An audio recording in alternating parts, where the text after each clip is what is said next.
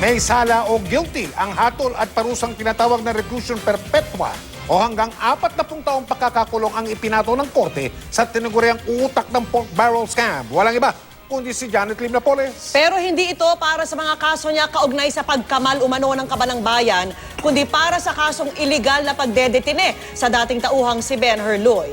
Nakatutok si Ruth Cabal.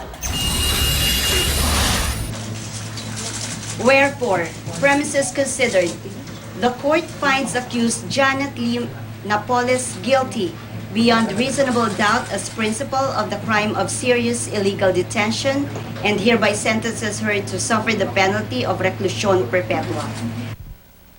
Walang reaksyon si Janet Napoles, ang nabansagang utak ng pork barrel scam, ng hatulan ng reklusyon perpetua o 20 hanggang 40 taon na pagkakabilanggo sa kasong serious illegal detention na sinampa ng dating staff at kamag-anak na si Ben Herloy. Sa desisyon ni Makati Branch 150 Judge Elmo Alameda, sinabi nitong may sala o guilty beyond reasonable doubt si Napoles sa 3 buwan na pagdetine kay Luy, ang whistleblower sa pork barrel scam. Pinagbabayad din si Napoles ng 100,000 pisong danyos kay Luy. Napatunayan daw sa korte na si Napoles ang nag-utos na ikulong si Luy sa condominium at sa retreat house mismo ni Napoles matapos malaman na nagsasarili na si Luy ng transaksyon at komisyon sa ilang mambabatas para sa alokasyon ng kanilang pork barrel fund. The prosecution was able to establish that Ben-Hur was illegally detained from December 19, 2012 to March 22, 2013. Janet ordered the detention of Ben-Hur on suspicion that he was defrauding her of her collections from the allocated PDAC of certain legislators. The detention of Ben-Hur deprived him of his liberty.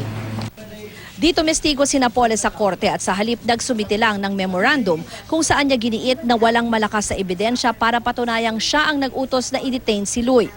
Matatandaang nirescue pa si Luy ng NBI at matapos nito'y nagsimula ng sumingaw ang tungkol sa bilyon-bilyong pisong pork barrel scam.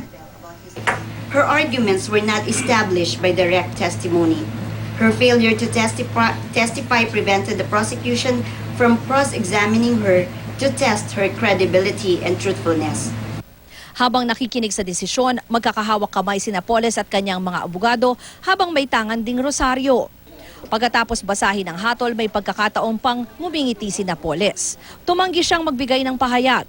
Sabi ng abogado ni Napoles, aapila sila bagamat di na rin naman daw nila kinagulat ang desisyon ng korte. Hindi kami na-surprise because we felt that this is not just an ordinary criminal case. Merong moral, public interest. Of course, there are other people that who would want this pushed through to the higher level. Siyempre, marami siyang nasagasaan sa PDAF.